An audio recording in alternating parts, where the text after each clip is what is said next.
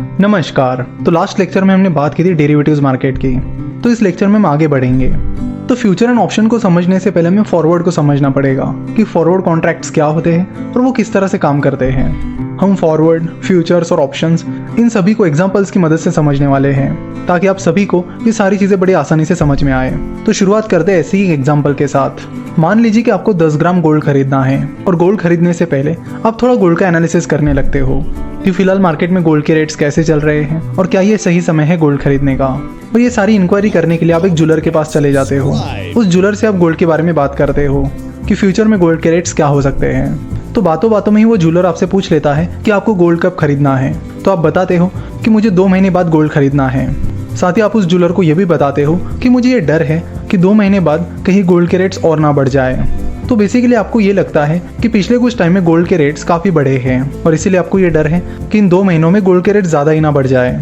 आपकी ये बातें सुनकर वो ज्वेलर सोचने लगता है क्योंकि उस ज्वेलर को मन ही मन में ऐसा लगता है कि गोल्ड के रेट्स आने वाले टाइम में गिर सकते हैं। तो यहाँ पर आपको लगता है कि गोल्ड के रेट्स ऊपर जा सकते हैं, वही उस ज्वेलर को लगता है कि गोल्ड के रेट्स नीचे जा सकते हैं। और इसी बात पर अपनी अपनी रिस्क लिमिट करने के लिए वो ज्वेलर आपसे पूछता है कि क्या आप हमारे साथ एक फॉरवर्ड कॉन्ट्रैक्ट करोगे। और फॉरवर्ड कॉन्ट्रैक्ट की आपको जानकारी नहीं होती है, इसलिए आप उस ज्वेलर से पूछते हो कि फॉरवर्ड कॉन्ट्रैक्ट क्या होता है। जिसके बाद वो ज्वेलर आपको बताता है कि फॉरवर्ड कॉन्ट्रैक्ट एक ऐसा कॉन्ट्रैक्ट होता है जिसमें हम फ्यूचर डेट के ट्रांजैक्शन के लिए करार करते हैं। जिस पर वो ज्वेलर आपको समझाता है कि देखो, आपको लगता है कि गोल्ड की प्राइसेस बढ़ जाएगी, वही मुझे लगता है कि गोल्ड की प्राइसेस कम हो जाएगी। तो क्यों ना हम एक फॉरवर्ड कॉन्ट्रैक्ट करें जिसके प्राइस हम फिलहाल जितनी प्राइस है उतनी ही रखते हैं, यानी 40,000 रुपये रखते हैं। तो 2 महीने बाद आप मुझे 40,000 रुपये पे करिए और मैं आपको 10 ग्राम गोल्ड दे दूंगा। फिर चाहे रेट्स कुछ भी हो, चाहे ज़्यादा हो या कम हो। तो ये फॉरवर्ड कॉन्ट्रैक्ट सुनकर आपको भी अच्छा लगता है कि हाँ, मुझे तो यही डर था कि ये रेट 40,000 के ऊपर ना चले जाए। अब इस फॉरवर्ड कॉन्ट्रैक्ट की प्राइस ही 40,000 रुपये है, तो ये मेरे लिए काफ़ी अच्छी बात है कि मुझे 2 महीने बाद भी 10 ग्राम गोल्ड 40,000 रुपये में मिल जाएगा। वही वो ज्वेलर ये सोचता है कि ये डील मेरे लिए भी काफ़ी अच्छी है क्योंकि मुझे लग रहा है कि गोल्ड के रेट्स आने वाले 2 महीने में गिरने वाले हैं। तो गोल्ड रेट्स 2 महीने बाद 38,000 रुपये ही क्यों ना हो जाए, मैं तो ये गोल्ड 40,000 रुपये में ही बेचूंगा। तो इस गोल्ड कॉन्ट्रैक्ट को करके आप दोनों भी खुश हो जाते हो, यानी वो ज्वेलर भी खुश हो जाता है और आप भी खुश हो जाते हो। तो इस फॉरवर्ड कॉन्ट्रैक्ट में आप उस ज्वेलर के साथ ही कॉन्ट्रैक्ट करते हो कि 2 महीने बाद आप उस ज्वेलर को 40,000 रुपये दे दोगे और उसके बदले में वो ज्वेलर आपको 10 ग्राम गोल्ड दे देगा। फिर 2 महीने बाद चाहे उस गोल्ड की प्राइस कुछ भी क्यों ना हो, आपको 40,000 रुपये ही पे करने हैं और उसके बदले में उस ज्वेलर को आपको 10 ग्राम गोल्ड ही देना है। That's it.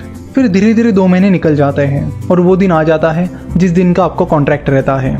जैसे ही दिन की शुरुआत हो जाती है, आप उस ज्वेलर के पास चले जाते हो और उन्हें कहते हो कि आज की डेट का हमारा कॉन्ट्रैक्ट था कि आज मैं आपको 40,000 रुपये दूंगा और आप मुझे 10 ग्राम गोल्ड दे दोगे। आप देखते हो कि आज गोल्ड का रेट 41,000 रुपीज़ चल रहा है। आप मन ही मन में काफ़ी खुश हो जाते हो कि मुझे तो 1,000 रुपये का फ़ायदा हो गया। इस फॉरवर्ड कॉन्ट्रैक्ट की वजह से आज मुझे अच्छा खासा फ़ायदा मिल गया, नहीं तो मुझे 10 ग्राम गोल्ड के लिए 41,000 रुपीज़ पे करने पड़ते। लेकिन इस फॉरवर्ड कॉन्ट्रैक्ट की वजह से मुझे 10 ग्राम गोल्ड के लिए सिर्फ 40,000 रुपये ही पे करने हैं। यहाँ आप तो खुश हो, लेकिन जो ज्वेलर है वो खुश नहीं है। उसने देखा कि मुझे तो 1,000 रुपये ज़्यादा पे करने पड़ रहे हैं। 41,000 रुपीज़ का रेट चल रहा है, लेकिन उसके बावजूद भी इस फॉरवर्ड कॉन्ट्रैक्ट की वजह से मुझे 10 ग्राम गोल्ड आज 40,000 रुपये की रेट पर बेचना पड़ रहा है। और ये सोचकर वो मन ही मन में दुखी हो जाता है। अब ऑब्वियस सी बात है कि आपके दिमाग में भी यही सवाल आया होगा कि अगर वो ज्वेलर आपको बोलता है कि नहीं, मैं तुम्हें 40,000 के रेट में ये गोल्ड नहीं दूंगा, तो आप क्या करोगे। इसमें दोनों भी सिनेरियो है। एक में वो ज्वेलर चुपचाप आपको बोलेगा कि हाँ, हमारा कॉन्ट्रैक्ट था, ये लो 10 ग्राम गोल्ड और 40,000 रुपये मुझे दे दो। वो 1,000 रुपये का लॉस अपने ऊपर ले लेगा। लेकिन यहाँ पर एक और सिनेरियो भी हो सकता है कि ज्वेलर आपको मना कर देगा कि नहीं, 40,000 पे मैं 10 ग्राम गोल्ड आपको नहीं दूंगा। हमारा कॉन्ट्रैक्ट था तो वो कॉन्ट्रैक्ट था, लेकिन मैं उसे नहीं मानता। यानी वो ज्वेलर ऐसे टाइम पर पलट भी सकता है क्योंकि उसे लॉस हो रहा है। तो अगर ऐसी केस में वो ज्वेलर आपको कॉन्ट्रैक्ट पूरा करने से मना कर देता है और आपको 40,000 रुपये पर 10 ग्राम गोल्ड देने से मना कर देता है, तो आपके सामने तो कुछ बेसिक ऑप्शंस यही है कि पहले तो उस ज्वेलर को समझाओ कि देखो, हमने ये कॉन्ट्रैक्ट किया था और इस कॉन्ट्रैक्ट के तहत तुम्हें मुझे 40,000 रुपये में 10 ग्राम गोल्ड देना होगा। कॉन्ट्रैक्ट के टाइम तुमने हाँ बोला था, मैंने हाँ बोला था और इसी के चलते हमने ये कॉन्ट्रैक्ट किया था। लेकिन इतना सब कुछ समझाने के बावजूद भी अगर वो ज्वेलर नहीं मानता है, तो फिर आप बोलोगे कि चलो मैं पुलिस कंप्लेंट फाइल करता हूँ। तो अगर पुलिस कंप्लेंट आप फाइल करते हो तो उसके लिए आपको दिखाना होगा कि आपने जो कॉन्ट्रैक्ट किया है वो लीगल कॉन्ट्रैक्ट था या नहीं। अगर आपने लीगलाइज तरीके से वो कॉन्ट्रैक्ट किया है तो फिर पुलिस उसे मानेगी और उसके हिसाब से कार्रवाई भी करेगी। लेकिन कोर्ट में फिर लंबे टाइम तक उसका सिलसिला चलता रहेगा और पता नहीं कब रिजल्ट आएगा और उसका फायदा भी आपको सही में मिलेगा या नहीं। और अगर आपने जो फॉरवर्ड कॉन्ट्रैक्ट किया है वो लीगलाइज तरीके से नहीं किया है, यानी बॉन्ड पेपर पर या लीगलाइज तरीके से नहीं किया है तो वो लीगली स्टैंड नहीं करेगा और आप कंप्लेंट भी फाइल नहीं कर पाओगे, जिसके चलते आपको उस कॉन्ट्रैक्ट का कुछ भी फायदा नहीं हुआ। जबकि ये डील आपके साइड में अच्छी साबित हुई थी, उसके बावजूद भी आपके उस प्रॉफिट पर पानी फेर जाएगा। तो आप सोचोगे कि यार ये तो बहुत बड़ा प्रॉब्लम है, तो फिर फॉरवर्ड कॉन्ट्रैक्ट कर ही क्यों? फॉरवर्ड कॉन्ट्रैक्ट में तो कभी भी सामने वाली पार्टी डिफॉल्ट कर सकती है, यानी कॉन्ट्रैक्ट पूरा करने से मना कर सकती है। तो ऐसे केस में क्या हो सकता है? तो इसका ही सोल्यूशन है फ्यूचर्स मार्केट। तो यहाँ जो डिफॉल्ट का प्रॉब्लम था वो फ्यूचर्स में सॉल्व हो गया है। कैसे, इसे हम अगले पार्ट में देखेंगे। तो आशा करता हूँ कि आपको इस एग्जांपल की मदद से फॉरवर्ड कॉन्ट्रैक्ट समझ में आया होगा। तो बेसिकली आपको बता दूं कि फॉरवर्ड कॉन्ट्रैक्ट का मतलब यही होता है तो किसी भविष्य के डेट पर आपके और किसी और के बीच किया गया कॉन्ट्रैक्ट। यहाँ पर आपके बीच कोई रेगुलेटर नहीं होता। जैसे कि आप शेयर मार्केट में शेयर्स में इन्वेस्ट करते हो तो आपके बीच एक रेगुलेटर होता है, स्टॉक एक्सचेंजेस होते हैं।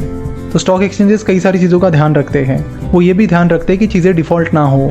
लेकिन जब आप फॉरवर्ड कॉन्ट्रैक्ट करते हो तो आपके बीच कोई नहीं होता है, ये डील सीधे आपके और सामने वाली पार्टी के बीच होती है। तो अगर कोई पार्टी डिफ़ॉल्ट करती है तो उसका नुकसान आपको भुगतना होता है।